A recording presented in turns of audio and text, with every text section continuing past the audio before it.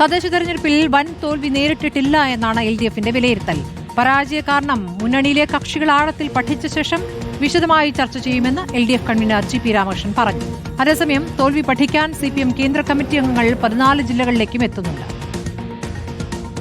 ഈ തെരഞ്ഞെടുപ്പിൽ ജനവിധി ഉണ്ടായപ്പോൾ ഇടതുപക്ഷ ജനാധിപത്യ മുന്നണി പ്രതീക്ഷിച്ച നിലയിൽ വിജയം കൈവരിക്കാൻ കഴിഞ്ഞില്ല. ജനങ്ങളിൽ ഉണ്ടായിട്ടുള്ള ഈ പ്രതികരണം ഇടതുപക്ഷ ജനാധിപത്യ മുന്നണി വളരെ വിശദമായി പരിശോധിക്കാനും തെരഞ്ഞെടുപ്പിന്റെ ഫലം ആഴത്തിലുള്ള പരിശോധനയ്ക്ക് വിധേയമാക്കി.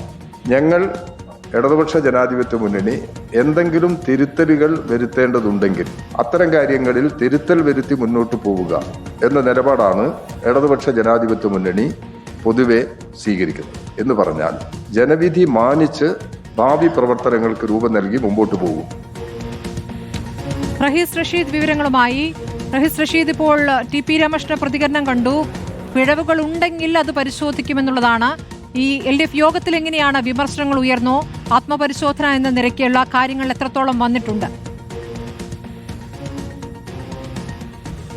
സ്മൃതി, പ്രാഥമിക ചർച്ചകൾ മാത്രമാണ് തദ്ദേശ തെരഞ്ഞെടുപ്പിലെ തോൽവിയുമായി ബന്ധപ്പെട്ട് ഇടതുമുന്നണി യോഗത്തിൽ ഉണ്ടായത്. ചർച്ചയുടെ തുടക്കത്തിൽ തന്നെ ഇനി ഓരോ പാർട്ടികളും പ്രത്യേകം തെരഞ്ഞെടുപ്പ് തോൽവിയെക്കുറിച്ച് പഠിക്കട്ടെ, അവരുടെ റിവ്യൂ വരട്ടെ, അതിനുശേഷം LDF വിശദമായി ഇക്കാര്യം ചർച്ച ചെയ്യാം എന്ന നിലപാടിൽ എത്തുകയായിരുന്നു. അത് എല്ലാ പാർട്ടികൾക്കും, CPIM ആണ് അത്തരം ഒരു നിലപാട് ഉന്നയിച്ചത്. അത് മറ്റു പാർട്ടികൾക്കും സ്വീകാര്യമായിരുന്നു. അതിനുശേഷമാണ് ശബരിമലയാണോ അതല്ലെങ്കിൽ ശബരിമലയിലെ സ്വർണ്ണക്കൊള്ളയാണോ ഭരണവിരുദ്ധ വികാരമാണോ അതല്ല മറ്റേതെങ്കിലും കാരണങ്ങളാണോ തോൽവിക്ക് കാരണമെന്ന് വിശദമായി പരിശോധിക്കും. തിരുത്തൽ വേണമെങ്കിൽ തിരുത്തലിലേക്ക് പോകാമെന്നതാണ് തീരുമാനം. അതിനിടെ ഇന്നലെ ചേർന്ന CPIM സംസ്ഥാന സെക്രട്ടേറിയറ്റ് 14 ജില്ലകളിലും വിശദമായ പരിശോധനകൾ നടത്താൻ തീരുമാനിച്ചിരുന്നു.